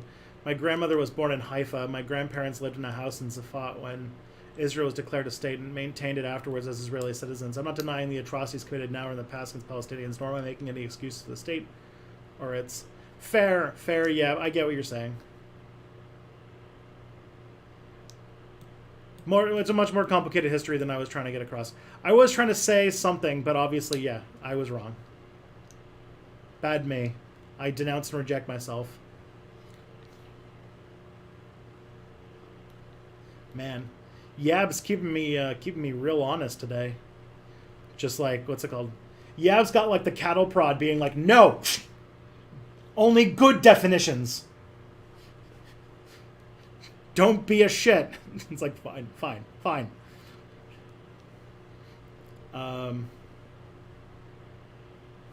It's good. I need to be called out on my bullshit way more often.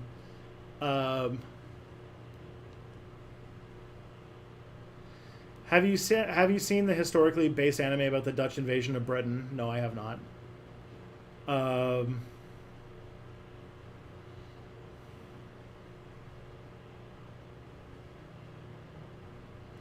When the Normans conquered England, they did commit ethnic cleansing and use the people for the benefit of the Norman elites. It's a long time ago that the dynamics have changed.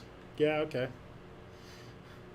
You kind of need capitalism to do colonization as well. Feudalism is like a different type of oppression all on its own, which is certainly a bad thing and not good and oppressive. But colonization, it is not.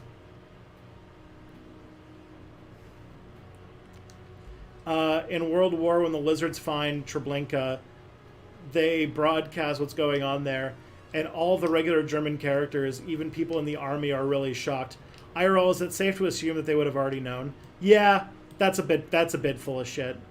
Everybody had an idea. Like, there's like this whole like kind of like cultural amnesia that about what happened in Germany, and a lot of people are like, oh yeah, nothing happened, don't worry about it, or like what's it called, or like there's this whole like idea that like the German people were just unaware of what was happening, when like if you were paying attention, if you read the newspaper, you'd know what was going on. You definitely knew something was going on.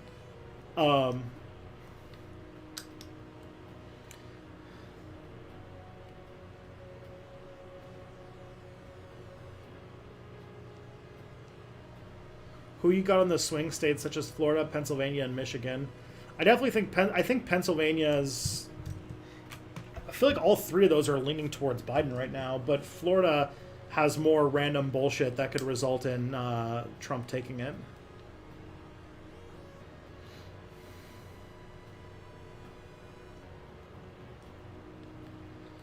All right.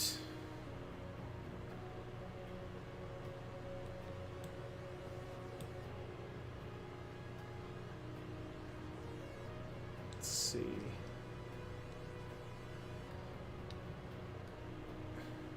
Didn't the Persians have a multicultural society before Rome? Yes, an extremely multicultural society. This is true.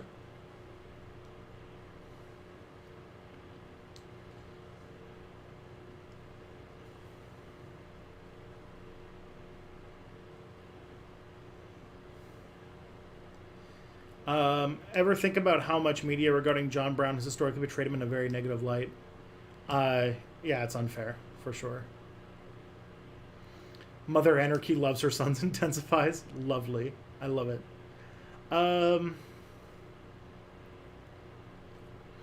Malcolm X once said that white people cannot join my movement, but I would have accepted John Brown. That's awesome. Fucking Malcolm X. Fucking awesome shit here. Who mentioned subjugation in this conversation? I quite it's not for me. You don't remember saying that bit in 1984 where Winston gets eaten by live rats and for calling Caitlyn Jenner? Of course, we all remember that scene. Spartacus kind of ruled. I haven't read too much about Spartacus, to be honest, in the Servile War or whatever, but because like that's two strikes against Tristan's focus, which is that it's back in the classical age, which like I know very, very little about the classical age, and it's European, which I like don't pay too much close attention to what's going on in Europe. Like I'm a 20th century U.S. historian, so I have a very history is a very big field, and there's a lot of things that I haven't read a whole lot of stuff into, and that is definitely one of them. Can you recommend any videos or books about John Brown? I can't at the moment, but I know that I plan on making one, so there you go. You know Makinov's TV show from Russian television, it's amazing. I've only seen clips. I've never actually seen the show, though.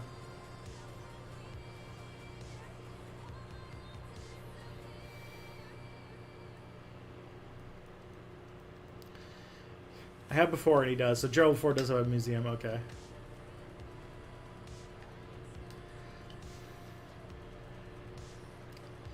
Wales was invaded, colonized, their language was banned, it was bad. Yeah. The only thing I know, like, I don't know shit about Wales, to be honest. The only things I know about Wales come from two things. One, or what's it called? Those, there was, I know from, like, watching The Crown, which is fucking shit. Like, is, like, the worst way, like, what's it called? Historical dramas like that are, like, the worst way to learn about it. But I learned about that fucking coal accident, that landslide, and that sounds fucking horrifying. And that I know that Welsh people are fucking pissed at England because of all the things they did. What those things are, Tristan doesn't know.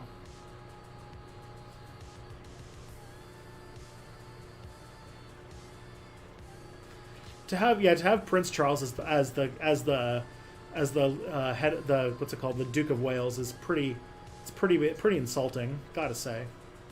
What was the first state? Could you make a video on it?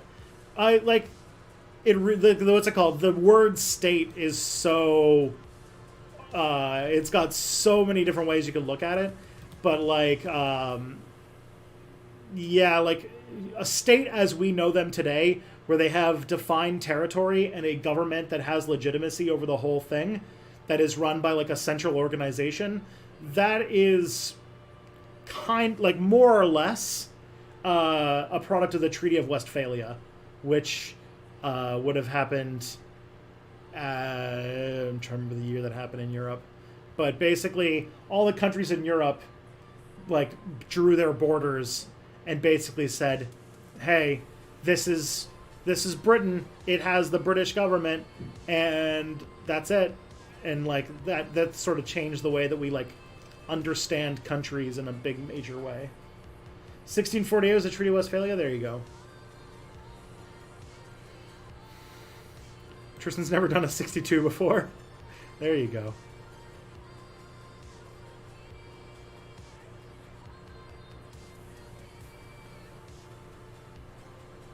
Go.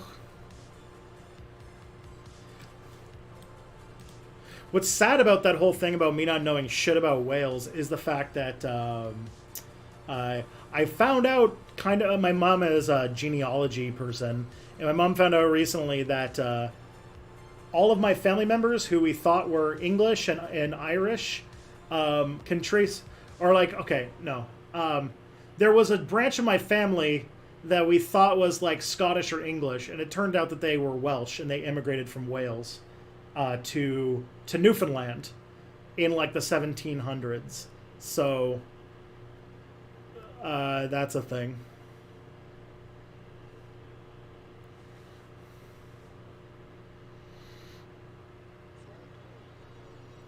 I didn't quite intend the literal meaning of my words. Let's try to do that next time. Something to that effect. Thank you. Yeah.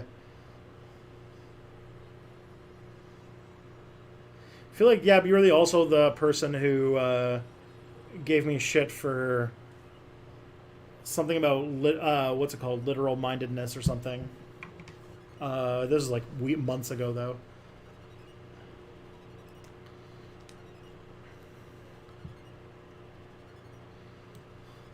Why do farmers always displace hunters? They reckon all the British foragers disappeared within a few centuries of farmers arriving. It's way easier to... farmers out-reproduce hunters. And farmland tends to destroy wildland that animals need to live in. So hunters tend to have their... hunters tend to not have soldiers to defend them. And their land is disappearing to be replaced with farmland, and so their way of life starts to disappear anyway.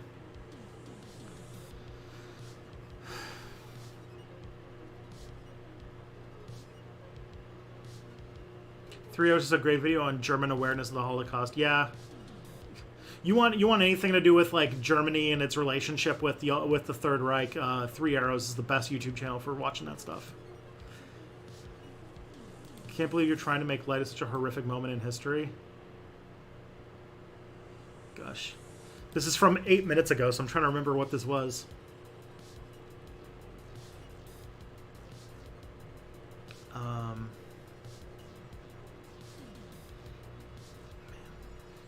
Eating the Prime Minister. The Welsh language is an abomination. I mean, it's definitely... The Welsh language is definitely like a great language for showing that it was most definitely, I will like almost guarantee from the structure of it, because it's like very polysyllabic, kind of like a lot of indigenous languages actually. So it's probably a language that was developed without an alphabet originally. That's my guess. Hence why it has these like long, very complicated compound words. What's wrong? All right, this is gonna be the last question. What's wrong with the crown? I don't think there's anything wrong with the crown. It's just that your knowledge of the past should not be contingent on TV shows that are created for entertainment. That's my only take from that. All right.